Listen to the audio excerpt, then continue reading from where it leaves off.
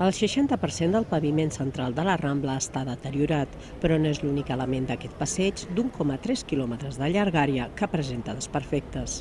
Voreres escardades on es pot ensopegar, hi ha escossells d'arbres amb els marges aixecats, que hi ha molta caiguda. Clar, en dies punta tenim 350.000 persones caminant amunt i avall. Hi ha molta inseguretat de cosa previsible. L'entitat, a més de denunciar el mal estat del passeig, reclama actuacions urgents, no per motius estètics, sinó per seguretat. Asseguren que aquests treballs no poden esperar a la futura remodelació integral de la Rambla.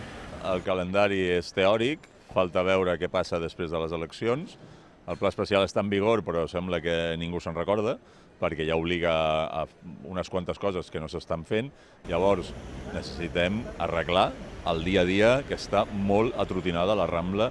L'entitat ha fet arribar al districte de Ciutat Vella una llista amb les actuacions més urgents. Totes estan en una via o una altra en vies de resoldre. Algunes han d'esperar una mica més, com pot ser la del paviment, perquè necessitem que hi hagi disponibilitat de ratxoles, o com pot ser les que tenen a veure amb requeriments que li fem a les companyies de serveis. La supressió de certs elements del passeig, com cabines telefòniques, així com el soterrament dels armaris de les companyies de serveis, també estan inclosos en aquesta llista.